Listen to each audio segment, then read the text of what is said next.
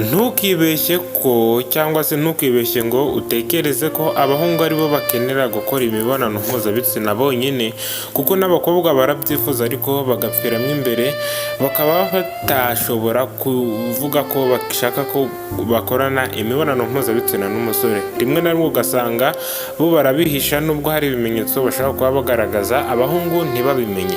Umuzongera kukwereka wa musore we ibimenyetso bizakwereka ko umukobwa ashaka ko muryamana cyangwa se ko mukorana imibonano mpuzabitsina.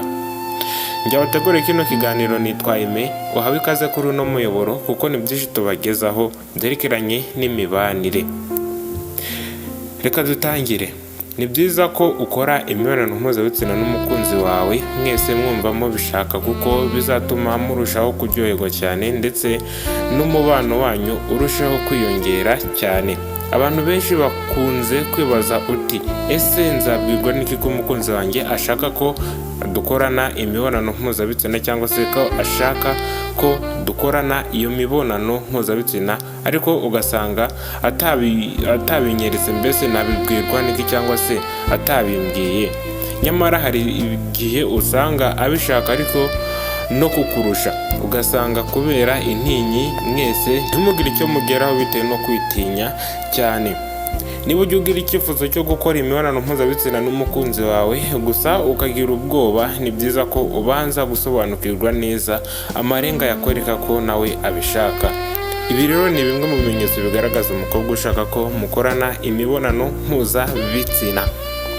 Ikintu cya mbere ni indoro idasanzwe.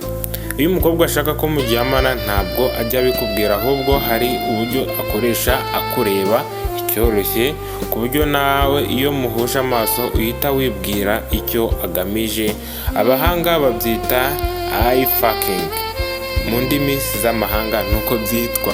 Rimwe na rimwe hagiye usanga uba ukundana n'umukobwa cyangwa se munaziranye inshuti yawe, umuturanyi wawe, ariko akaba yarashatse ko mukorana imibonano mpuzabitsina, ariko mu buryo ki wowe akureba ukaba ushobora kubikeka cyangwa se ntubikeke bitewe n'uko hari uburyo ki we akureba nyine abishaka, wowe ntubashe gusobanukirwa ngo ese arabishaka cyangwa ntabishaka.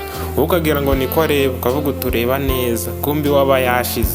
Rero indoro idasanzwe nayo ni kimwe mu bimenyetso bizakwereka ko umukobwa ashaka ko mukorana imibonano mpuzabitsina.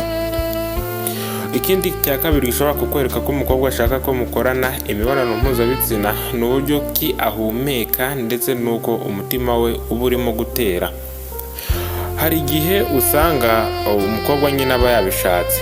Ni byiza ko mbere yo gukorana imibonano mpuzabitsina mubanza gukorakoranaho mu rwego rwo kongerana ubushake bwo gukora imibonano mpuzabitsina, cyangwa se mugiye gukora icyo gikorwa.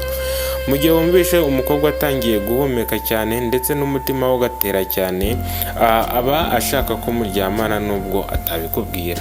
Rero igihe cyose umukozeho kumva umutima we uri gutera vuba, uko ubizi umutima wawe utera n'undi niko utera, ariko we usanga uburyo gutera nyine wahindutse ukumva uri gutera cyane, aho ngaho aba yabishatse. Nyabona jya ugerageza utabare umwana w'abandi, kuko iyo byagezaho ugasanga wowe uramukwebye uratinye, niho usanga ari kukwita akabwa. Ibaze rero kuba uri umuhungu ukumva ngo bakwise akabwa kandi ukiri muto. Jya ugerageza rero ukemura icyo kibazo hakiri kare. Ikindi kandi bizakwereka ko umukobwa ashaka ko mukorana imibonano mpuzabitsina, amagambo ye aba atangaje. Iyo umukobwa yagize irari ryinshi yumva ashaka ko mubonana, aba avuga gake, arandaga cyane, acishamo agaseka ndetse akavuga amagambo aryohera amatwi y'abagabo, harimo no gutaka. Rimwe na rimwe ntihatangira kubwira amagambo arimo ibishego. Uburyo ki muganira ugasanga nyine arimo arakubwira amagambo agutera irari. Uburyo ki muganira mbese ugasanga arimo arashaka uburyo ki yagukurura kugira ngo nawe ube wamwegera. Mbese ushobora no gutangira muganira kurebera kure, ariko nyuma ugasanga nyine mwanegeranye bitewe n'ayo magambo ari kugenda akubwira. Igihe cyose akubwiye amagambo atera irari, ugasanga kukubwira utugambo turyohera amatwi, uwo mukobwa we uzagerageze umwizere, mukorane icyo gikorwa kuko ni igikorwa cyiza kandi gituma mubasha kuba mwakwiyumvanamo. Ikindi kandi arikorakora ndetse akanakora ku musore. rimwe na rimwe hari usanga umukobwa ari kugukorakora ukitinya, ariko jya ugerageza umenye ko umukobwa hari icyo ashaka. Umukobwa ushaka ko muryamana aba arimo gukorakora ndetse nawe akajya acishamo akikorakora gake gake ku buryo uhita ubona icyo agamije. Nuba uri kumwe n'umukobwa ukumva atangiye cyangwa se arimo arakora bene utu tuntu, uzagerageza umutabare hakiri kare, kuko aho kugira ngo umwana w'abandi ababare uzirinde. Ariko nanone iyi video ntigamije kubashora mu buraya, ahubwo ni ukubereka uburyo ki ibintu biba bimeze. Ariko nanone kuba wabikora ni kimwe, ariko nanone ujye ubikorana n'umuntu wujuje imyaka kandi mwabiganiriyeho. Niba yaje kugusura ari urungano rwawe, aho ngaho mwabikora. Ariko kubikorera ku mwana utujuje imyaka 18, aho ngaho uzamenye ko gereza ifunguye kandi iragufunguriwe. Ikindi kandi kizakwereka ko umukobwa ashaka ko mukorana imibonano mpuzabitsina, atangira kukuvuga ibigwi.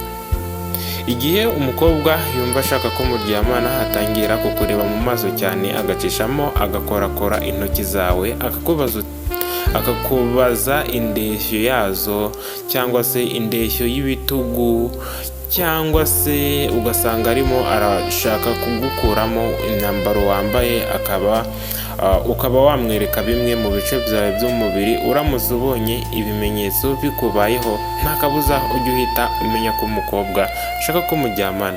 Buri mukobwa agira uburyo ki yerekanamo ko ashaka ko muryamana. Harimo abikora ku misatsi, abifata ku kananwa, hari abanyunguta iminwa ndetse hari n'abaseka cyane. Ibi ni bimwe mu bimenyetso bizakwereka ko umukobwa ashaka ko mukorana imibonano mpuzabitsina. Nyamuneka umwana w'abandi ntazagira hababara bitewe nawe, jya ugerageza umwereke ko nawe uri umwe mu batabazi. Ni bimwe mu bintu bizakwereka ko urukundo nyine rwanyu rushobora no kuba rwakomera, kuko imibonano mpuzabitsina ni ikintu cyiza cyane. Ikindi kandi ushobora kuba ushaka kwiga gutereta cyangwa se ushaka kumenya uko watereta n'ibindi bintu bigiye bitandukanye. Twagiye tubategurira izo video zibereka ibintu wakoresha cyangwa se ibintu ushobora gutuma urukundo rwawe rukomera, ibintu ushobora gutuma utereta kandi umukobwa akagukunda.